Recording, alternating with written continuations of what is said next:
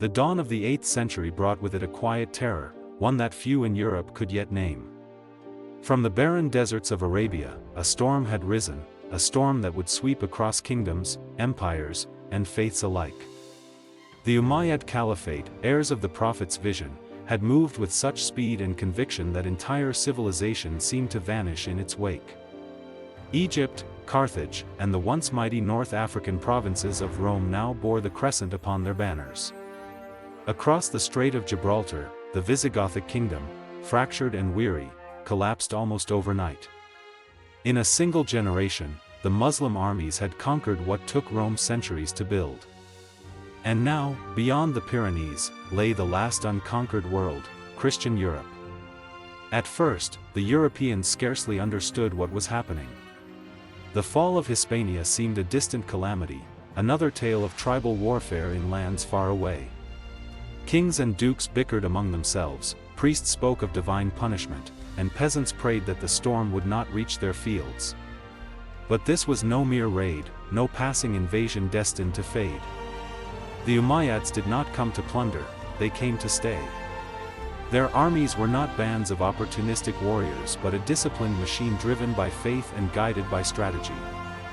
They built fortresses where they conquered, installed governors, and turned conquered lands into living parts of their empire. From the mountain passes of the Pyrenees, the crescent standard appeared like a divine omen. In the valleys of Aquitaine, monasteries were burned, towns raided, and whispers spread like wildfire, that the armies of the Prophet were coming.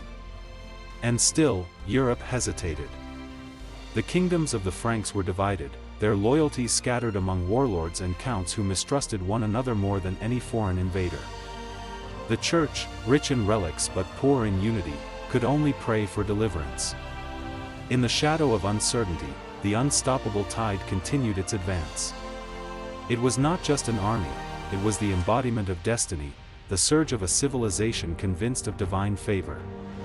And with every march northward, the line between Christendom and Islam grew thinner, more fragile, and more uncertain than ever before. By 732, the Umayyad Caliphate had reached the threshold of Europe's heart. Behind them lay a continent conquered, before them stretched the fertile lands of Francia, a prize of unimaginable wealth and significance. But this was more than conquest, it was the pursuit of destiny. Abd al-Rahman al-Ghafiqi, the Umayyad governor of Al-Andalus, was no reckless warlord. He was a strategist, a man of experience, leading veterans who had fought from the sands of Syria to the plains of Iberia. His army was a marvel of coordination, swift cavalry, seasoned infantry, and commanders hardened by years of victory. To them, the campaign north was not a gamble but a continuation of the inevitable march of faith. Their objective was clear: cross the rivers, seize the passes, and capture the rich provinces of Aquitaine. The cities of Bordeaux and Tours gleamed in the distance, not just as symbols of Christian wealth but as gateways into the very soul of Europe. Aquitaine's fall would open the road to Paris, and from there, the rest of the continent would lie undefended. For Abd al-Rahman, the conquest of Gaul meant more than expansion, it meant shaping the future of civilization itself. Yet standing between him and glory was Duke Odo of Aquitaine, a ruler brave yet isolated, burdened by the weight of defending Christendom's southern frontier alone. Odo's forces were brave but fractured, his resources stretched to the breaking point. He fought fiercely at Bordeaux but was forced into retreat as the Umayyad cavalry thundered through his lines, leaving ruin in their wake. As the cities of his duchy burned, Odo faced an impossible choice: to perish in defiance or seek aid from his rival to the north, Charles Martel, the Frankish mayor of the palace. Their alliance was uneasy, born not from trust but from necessity. For the first time, Christendom stood united by fear. And so, while the crescent armies moved north, Charles prepared. He studied the terrain, the movement of the enemy, and the moment when the fate of Europe would hinge on a single battlefield. The Umayyads advanced through valleys lined with ancient Roman roads, their banners glinting under the autumn sun. The Franks waited beyond the Loire, silent, patient, resolute. And though none could yet know it, the meeting of these two armies would determine not just victory or defeat, but the very identity of a continent. As the autumn wind swept across the plains of Gaul, destiny drew its battle lines. Duke Odo, beaten but not broken, arrived at Charles Martel's camp, a man hardened by war and politics, now burdened with the salvation of a continent. Their meeting was tense, a collision of pride and necessity. Yet both men knew the truth: Europe would not survive divided. If the crescent advanced beyond the Loire, no army would be left to stop it. Charles listened in silence, his eyes fixed on the horizon, calculating every movement, every risk.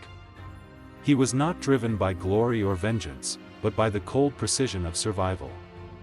He understood that the Umayyad cavalry could annihilate any army caught unprepared, and so he refused to fight on their terms. Instead, Charles gathered his forces slowly, methodically, summoning warriors from the Frankish heartlands and seasoned soldiers from the Rhine valleys. These were not noble knights in shining armor, but farmers, craftsmen, and foot soldiers, men who fought not for empire, but for their homes and faith. They trained to stand shoulder to shoulder, forming an immovable wall of shields, the ancient tactic of the infantry phalanx reborn under Christian resolve. For Charles, the battle was not one of movement, but of endurance. He would let the enemy strike, and Europe itself would become the anvil upon which the crescent broke. When Abd al-Rahman's forces appeared near Tours, the sight must have chilled even the bravest heart. Tens of thousands of riders, their armor glinting beneath the pale sun, banners flowing like rivers of silk. Behind them trailed merchants, camp followers, and the wealth of plundered cities, proof of their victories and symbols of their divine favor. Yet Charles stood his ground. For 7 days, the two armies watched each other, a silence heavy with tension, as if the heavens themselves awaited permission to breathe. When the clash finally came, it was sudden and brutal. The Umayyad cavalry thundered forward, hooves tearing through the earth, lances gleaming like lightning. But the Frankish wall did not move. Charge after charge, the Muslim riders hurled themselves against it, only to find unyielding defiance. The clang of metal echoed across the fields, a storm of death and devotion. When night fell, both sides held their ground, but destiny had begun to tilt. Within the chaos, rumors spread through the Umayyad ranks that their camp was under attack. In the confusion, Abd al-Rahman rushed to restore order, only to fall beneath a storm of blades. His death spread like wildfire, and by dawn, the once unstoppable army began to withdraw, leaving behind a field of silence and broken banners. The tide had turned. When the dust settled over the plains near Tours, the air carried a strange stillness. There was no triumphal march, no grand proclamation of victory, only exhaustion and disbelief. The Franks had endured, but they scarcely understood the magnitude of what they had done. In the months that followed, the Umayyad forces retreated beyond the Pyrenees, their empire secure in Iberia but halted forever at Europe's edge.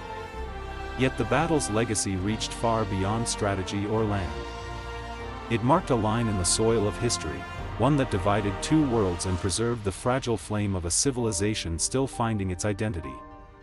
Had Tours been lost, everything might have changed.